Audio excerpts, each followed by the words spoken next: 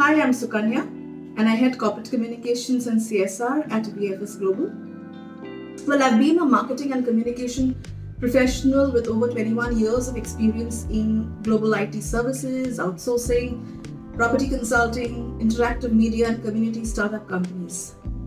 I've been instrumental in driving communication and marketing agendas for B2B as well as B2C audiences through a 360-degree integrated approach. I started my career way back in 1999, fresh out of the Masters in Communication program from Manipal. I worked in Calcutta for a year in a startup creative agencies, and those days multimedia, portals, CD-ROMs were pretty much the in thing. And I worked on content for a variety of projects. Be it scripting for a film on a bulk manufacturing process, to working on a website for one of the most reputed sculptors based in Calcutta, to working on a CD-ROM e-learning module for an ancillary company in the steel manufacturing sector, to working on semi-government entity websites.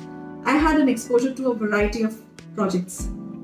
Also during that time, I got my hands on to learning some of the design softwares too, sitting with the designers, which still comes to my rescue even today.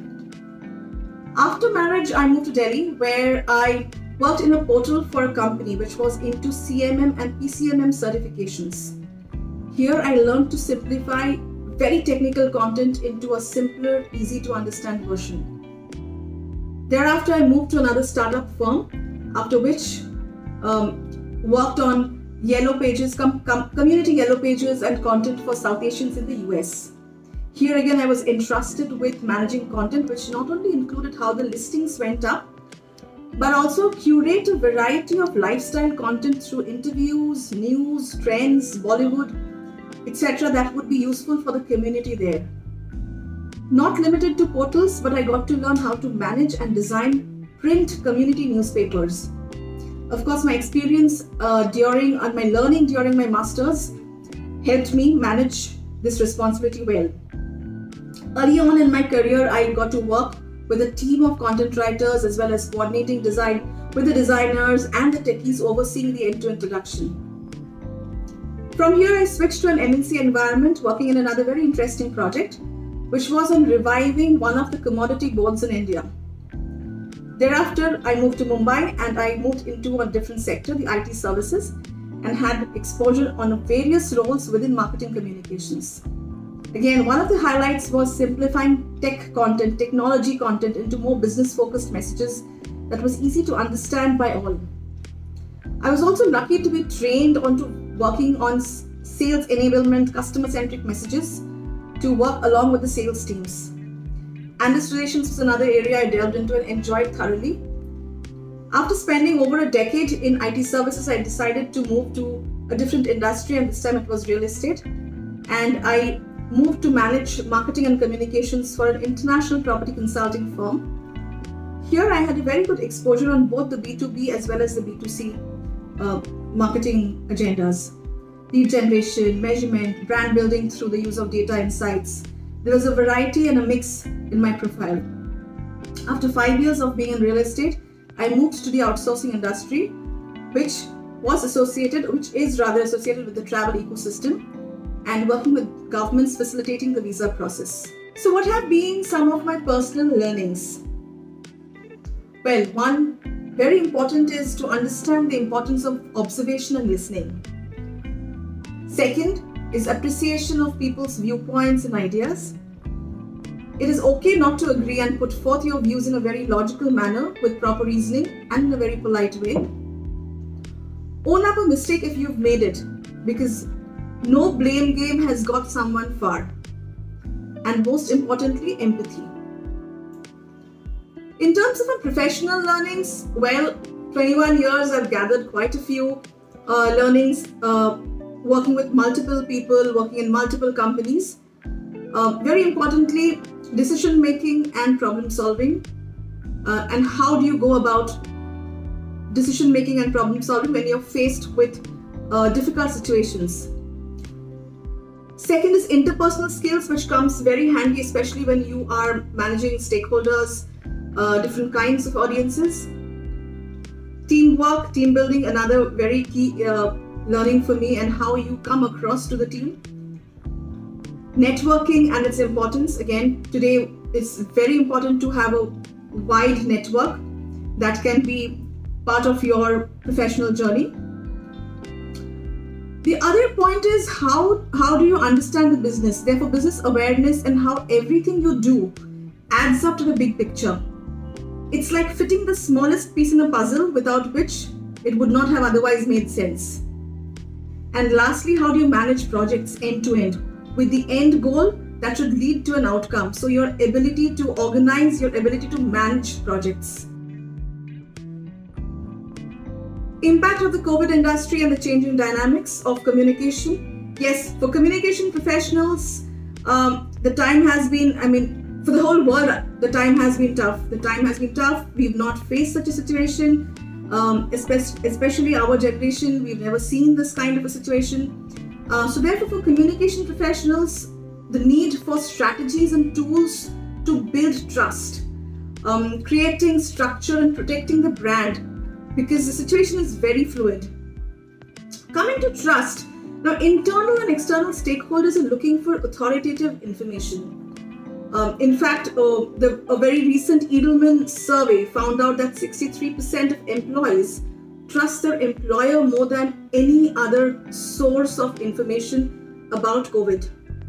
Now, this is a very great opportunity actually for senior management to leverage and become accessible to their employees. Companies also need to make sure that they are providing regular updates, both externally and internally.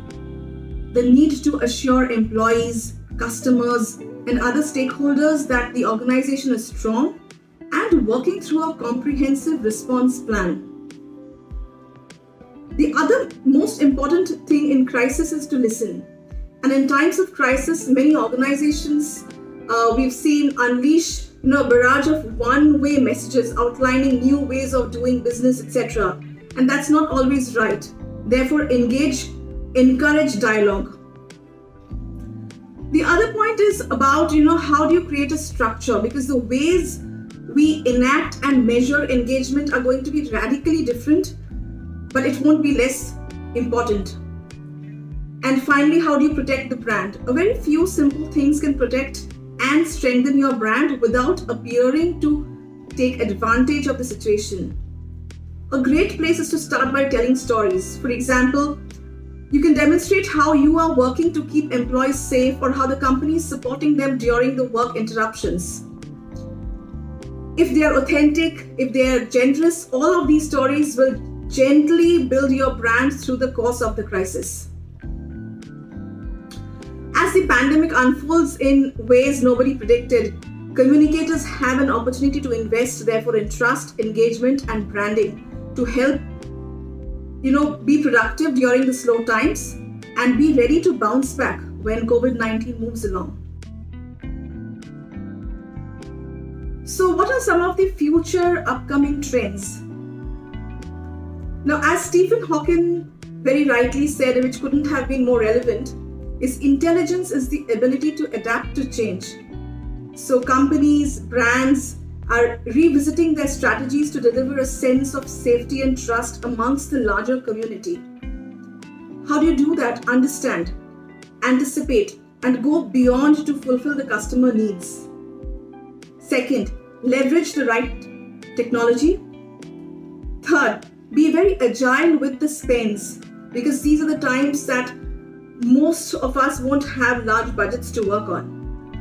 And fourth, focus on purpose-led messages and therefore helping customers. And how do you do all this? So for example, change the narrative. So companies are expected to show more mindfulness by addressing the larger issues than being opportunistic. Change in tone of communication, more empathy, more people-orientedness is what will help. Reliance on digital, therefore readjusting your digital strategy, because in-person is going to be replaced with more tech touchpoints as we progress. Then greater realization for safety. The priority of health and wellness, fear of unemployment, disruption in routine caused by COVID has instilled, the idea of saving for the rainy day in everyone's mind, and that will reflect in everybody's behavior. Focus on customer experience is the need of the hour more than ever. Well, this has not been an easy time for us.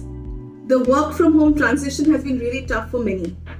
The initial days have not been easy, with anxiety around balancing home, work demands, and many more reasons.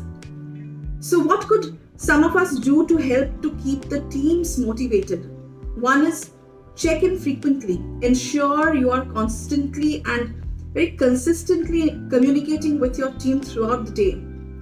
Second, very important, trust your team. Third, communicate with intent and hear them out, because you are no longer meeting them face to face. Therefore, more important to allow them to speak to you as often as they want. Fourth, allow them flexibility to manage their work hours, because as long as the work is delivered, I think there's no reason to complain. Fifth is set clear expectations, and most importantly at the end is stay accessible. Always call back or message back if you've missed their calls.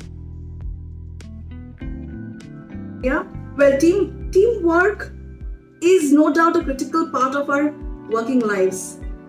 One may choose to be independent contributor, but he or she also has to work with extended teams, if not his or her own team. Managing teams is never easy. You have different people from different backgrounds, different levels of expertise, and therefore different ways of looking at things. Keep the boss ego aside. Teamwork to me is working along with the team and being part of the success or failure. And my teams can vouch for it. I have never let them stay back in office to complete something while I've left for home. I've stayed with them, sitting with them and contributing together, even on the tightest of deadlines.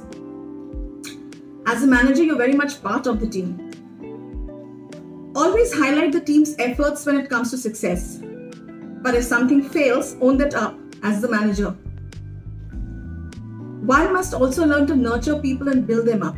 Women leadership is not new in India. The last few decades have seen names who have made a mark in their fields: politics, science, technology, medicine, law, literature, corporate world, startups.